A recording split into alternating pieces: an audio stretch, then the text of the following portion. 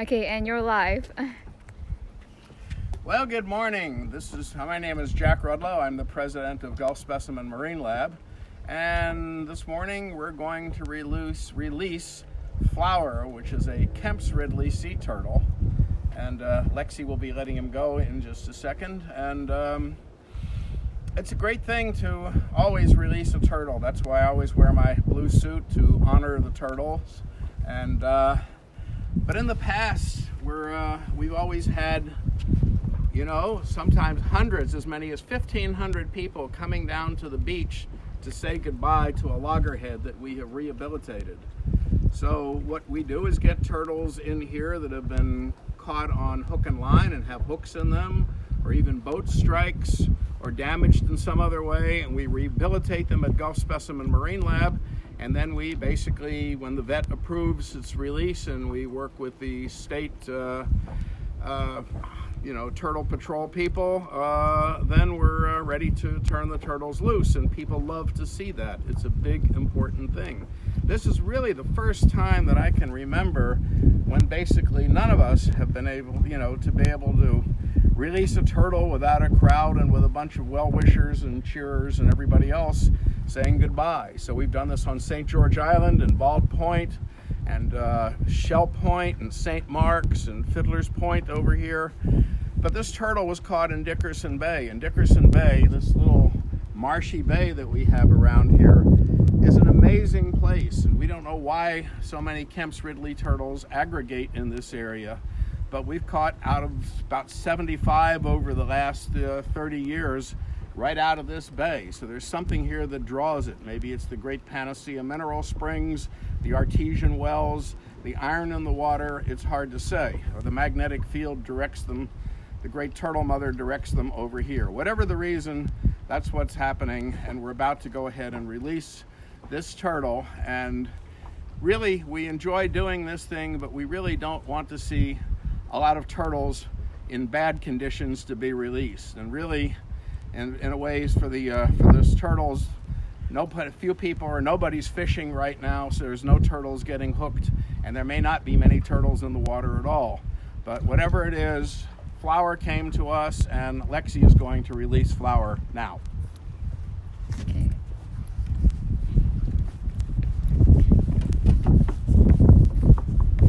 So Lexi, tell us a little bit about Flower. Yes, so this is Flower here. She is a Kemps Ridley sea turtle.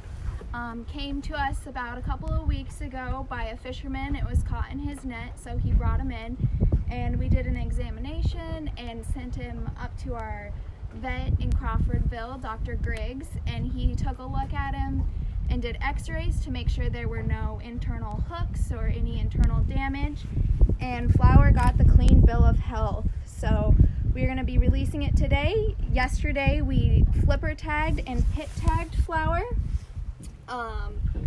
and so it looked like Flower just needed a little love and some tasty blue crabs, and he'll be on his way now.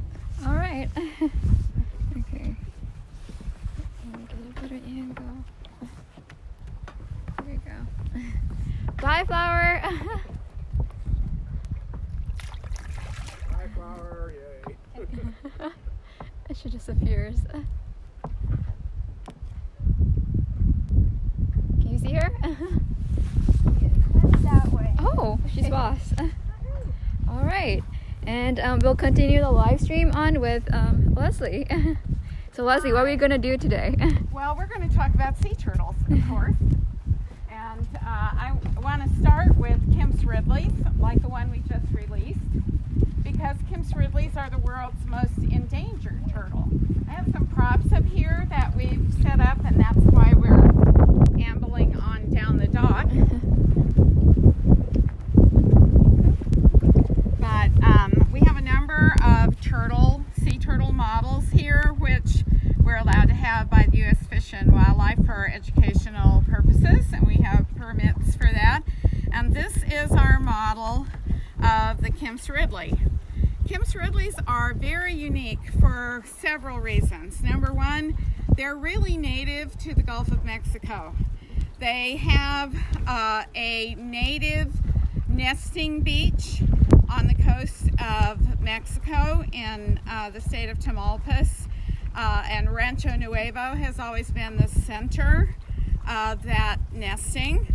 They're also very unique because these nest in mass. That means that a huge number of them come ashore all at the same time.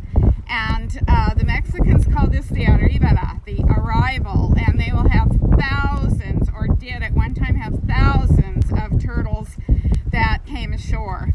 For a long time, people didn't know where this turtle nested. They knew about loggerheads and hawksbills and leatherbacks, green turtles, but this little turtle, they didn't know where it nested. And so in 1947, a pilot saw a huge number of turtles on this beach in Mexico and filmed it for like the first time.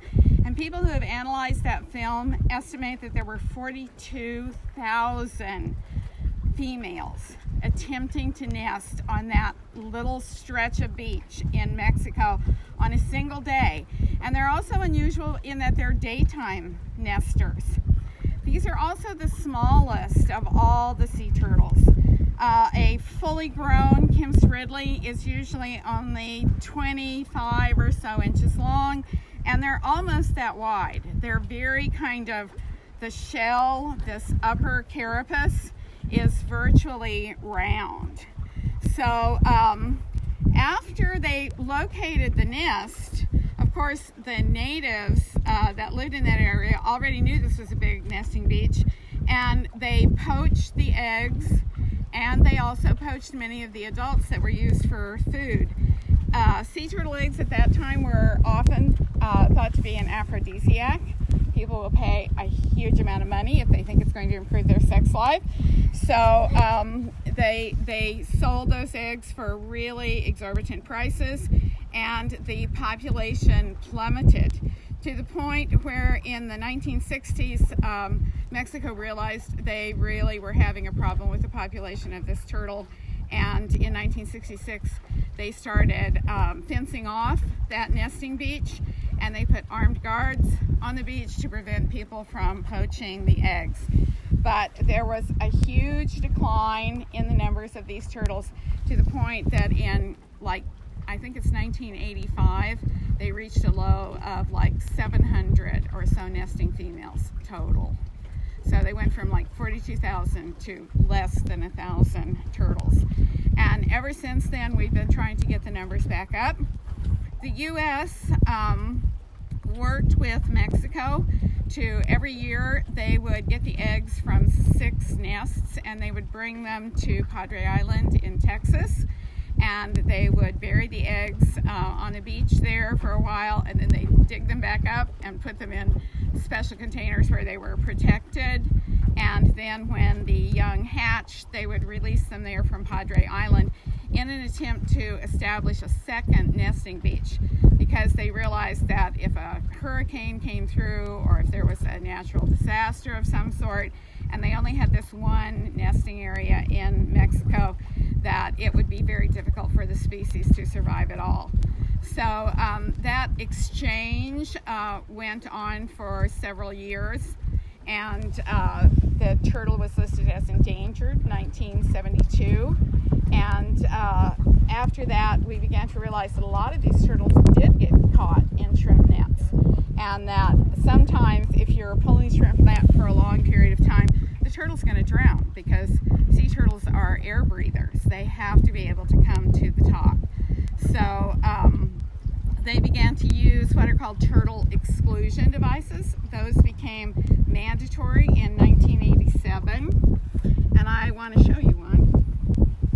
This is a turtle exclusion device, and this is held into the throat of the shrimp net, and it's only kind of held in at the top, and so the turtle, when the turtle gets into the throat of the net, it hits these bars and it'll flip up, and there's a hole in the net where the turtle can then swim out.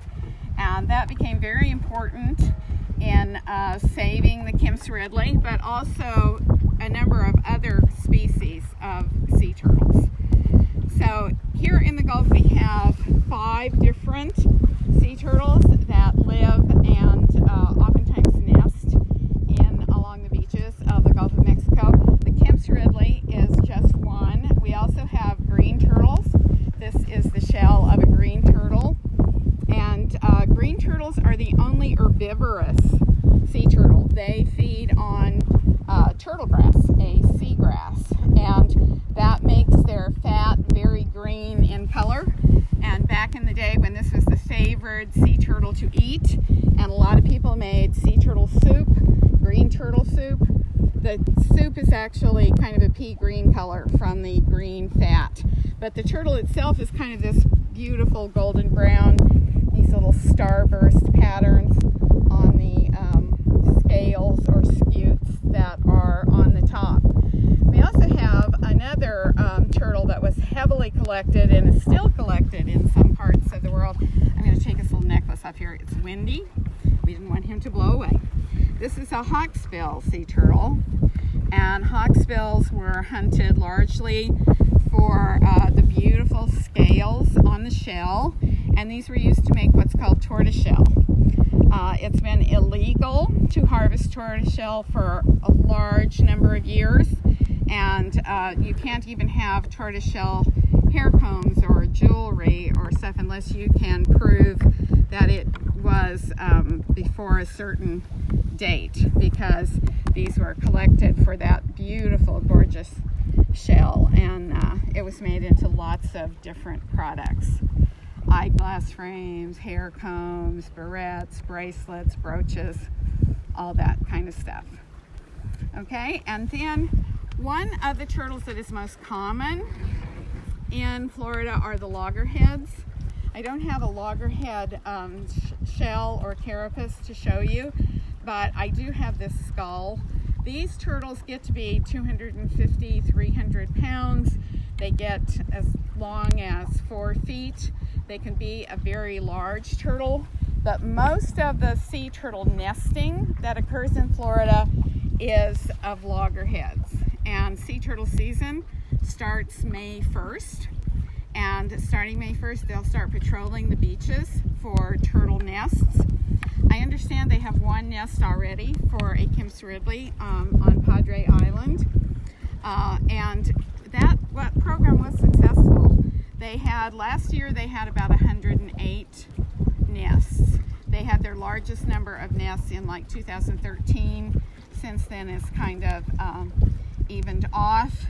But the eggs were also transferred to Jacksonville after the oil spill, Deep Horizon oil spill. So 10, 12 years from now, which is when Kemps Ridleys mature, we may see Kemps Ridley nests on, they took them to Cape Kennedy, I think.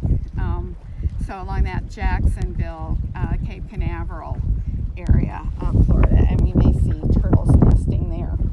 But anyway, loggerheads are probably the most common species in the waters off Florida, and they're named because they really do have this massive, really large, wide head.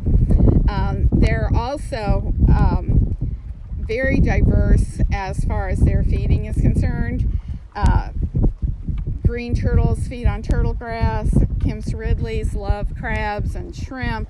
Hawksbills like sponges, but loggerheads will eat a variety of things.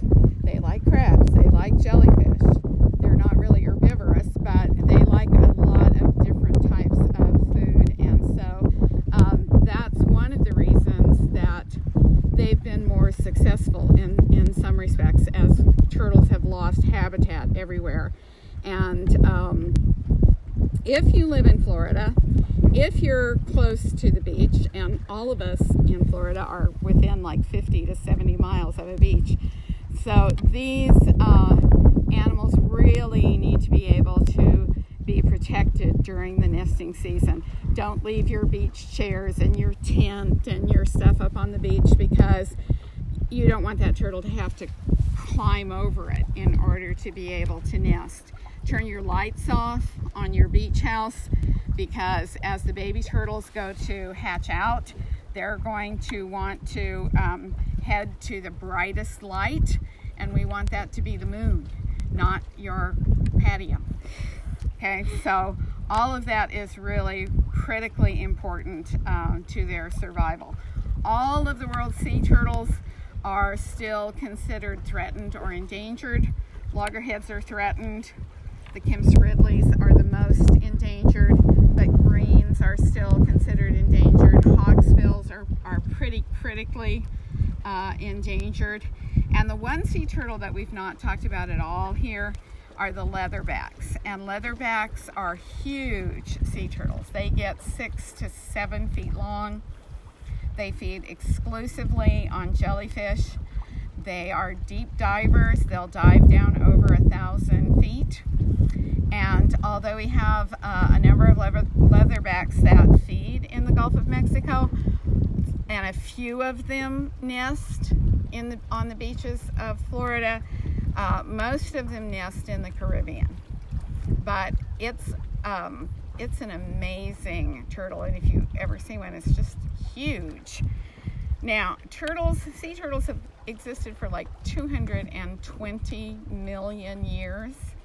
We'd love to see them continue to thrive and survive in the oceans of our planet as healthy populous species.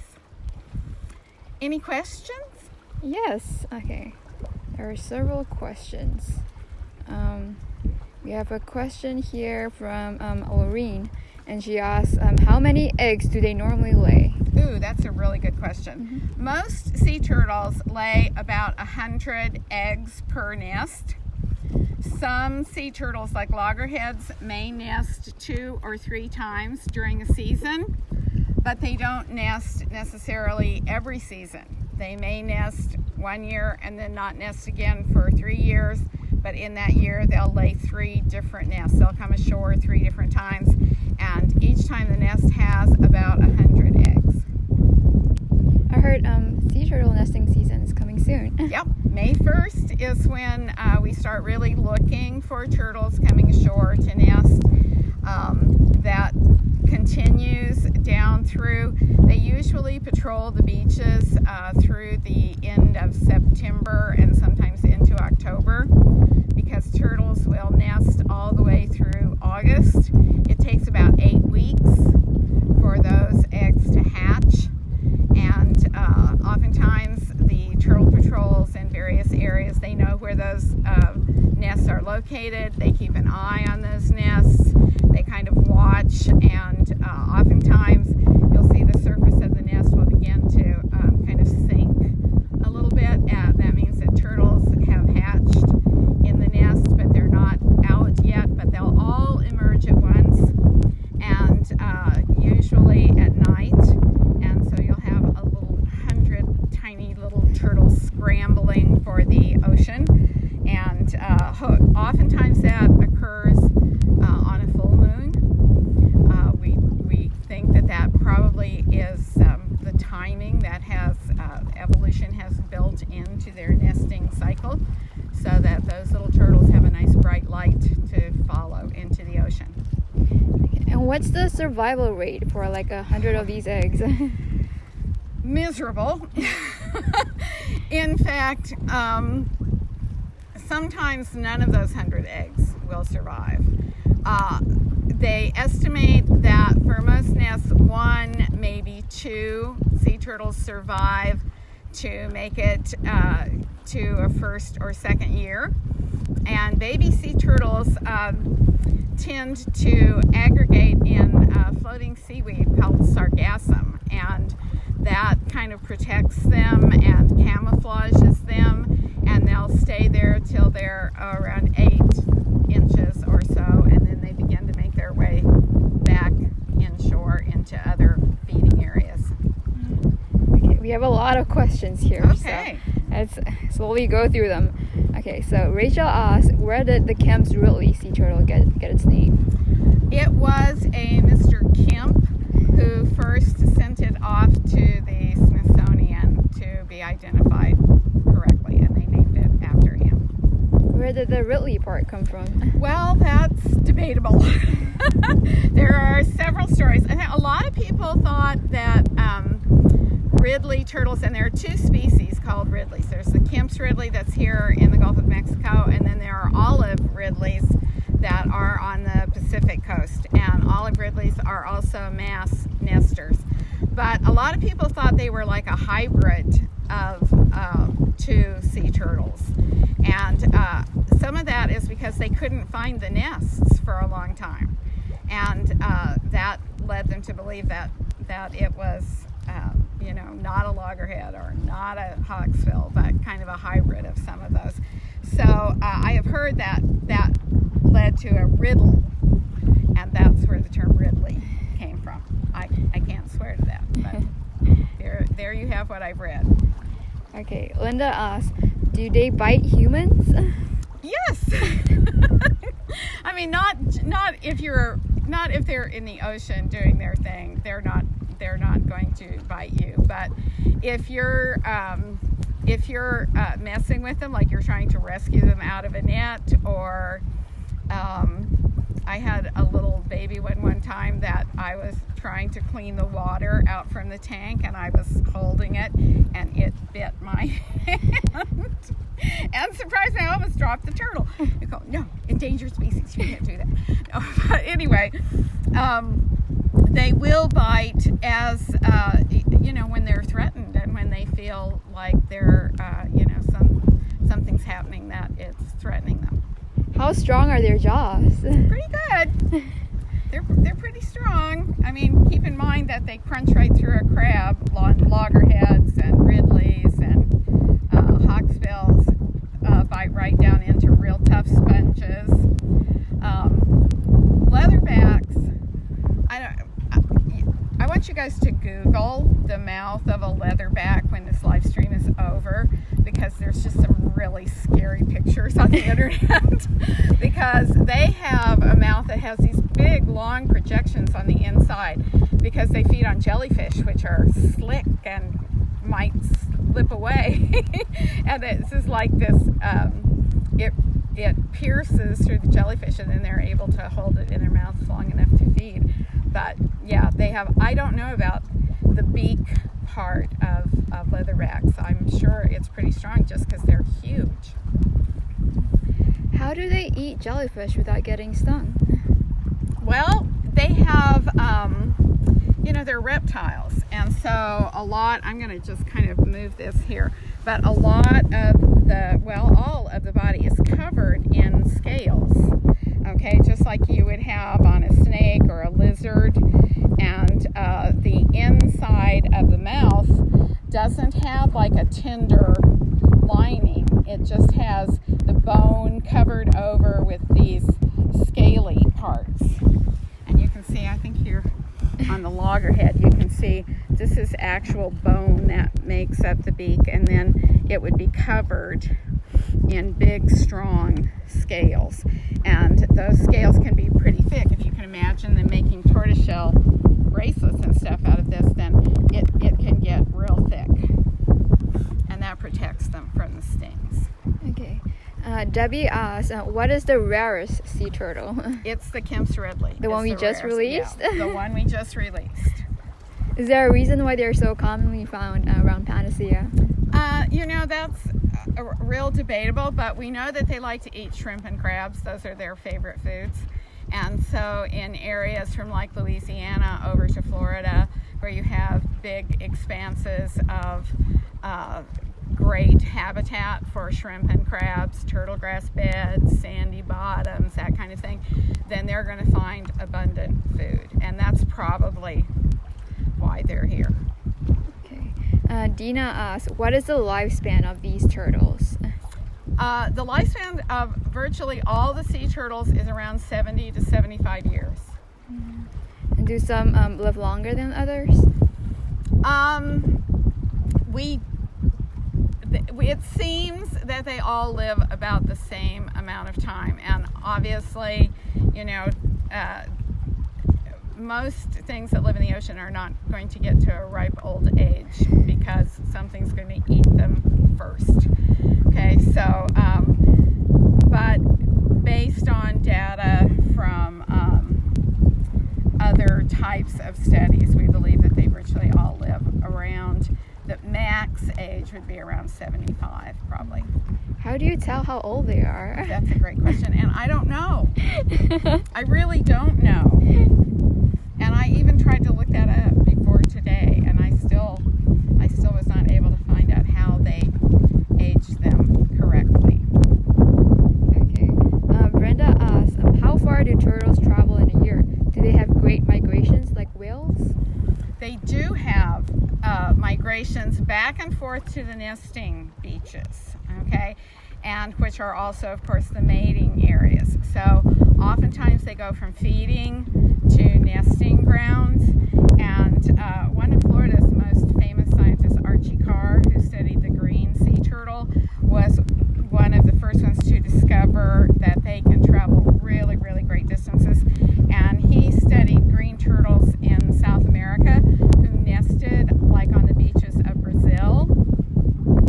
Who fed around the beaches of Brazil, but then they nested on a tiny little island out in the middle of the Atlantic called Ascension Island. And the thought is, as the Atlantic broadened over time from geologic forces and seafloor spreading, that they just got further and further away. So they make this really big migration every year from their feeding grounds off South America to nest on Ascension Island. Interesting. Okay, Catherine asks, what is the rarest species of turtles in Florida? Whoa. Of sea turtles, it's definitely the Kemps Ridley.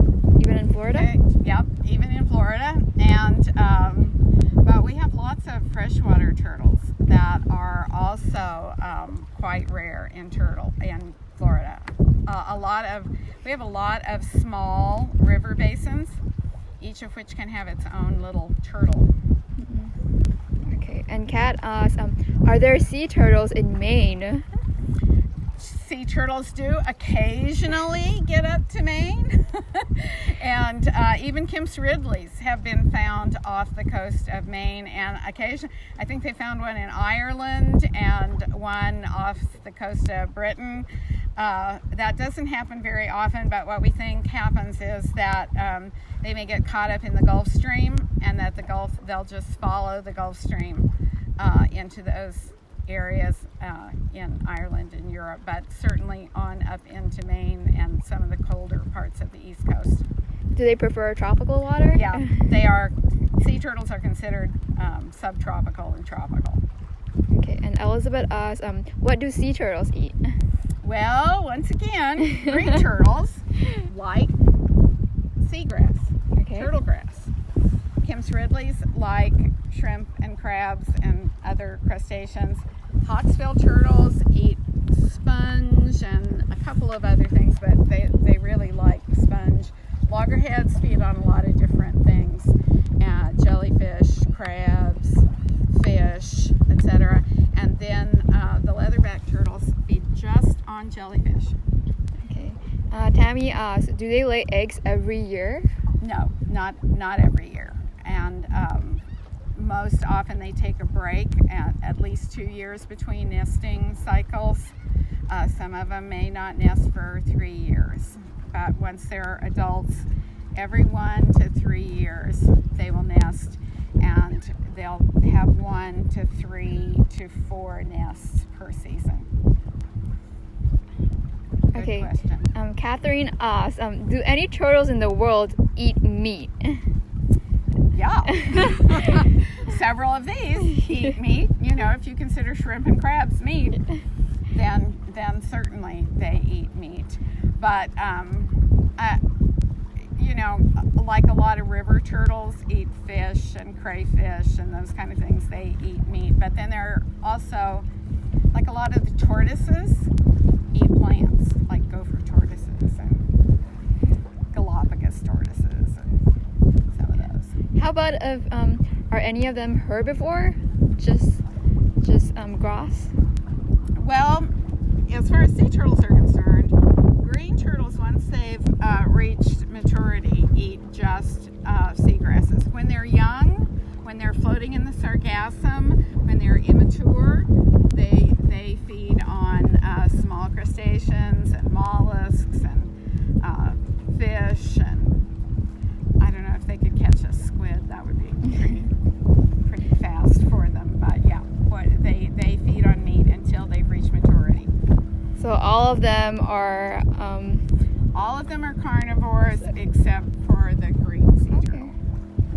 Okay, and we have a question here. How long has Flower been at GulfSpecimen? Flower was only with us for a couple of weeks. She was really in pretty good shape when she came in, and we just kept her long enough to make sure that she was probably, they checked to make sure they're gaining weight again and make sure they don't have any internal problems. That's why Dr.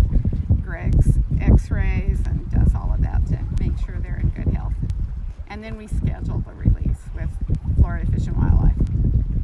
Okay, so Linda asks, how do turtles mate? Well, they mate internally. They have internal fertilization. So, the male mounts the female and has a penis-like structure that enters the cloaca and deposits the sperm. Do they do it on land or in sea? They do it in the sea. The only reason they come ashore is because the eggs are adapted for land. Okay, reptiles were the first truly land-dwelling vertebrates, and they did that because they had an egg finally that had its own little ocean inside of it, and they didn't have to lay that egg in the water. So now sea turtles are stuck having to come ashore to lay their eggs. Okay. Brenda asks, what can we do besides turning off our beach house porch lights to help turtles? Beach cleanups, filling in sandcastle holes? Yeah, all of those, because I have seen, I swear somebody took a shovel out there and just dug like a 4 or 5 foot hole. But yeah, if that happens on your beach, then that's really important to do that, because they are just really focused on getting quite a ways up the beach so that the nest won't get washed out by a high tide or a storm. And so they're just really fixated when they come ashore to nest, and things like barriers, seawalls, and that kind of thing are an impediment. Is there anything else that we can do to conserve sea turtles other than that? Well, just be probably one of the biggest things now is plastics.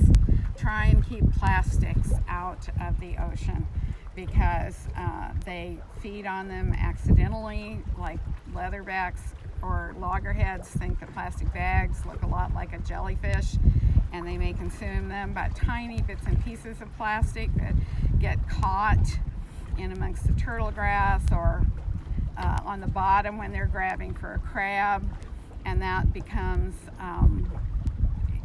internalized as they feed, and that's sometimes they get caught in 6-pack rings, and there are just lots of problems with plastics in the ocean. Okay. And Sarah asks, how deep can sea turtles dive?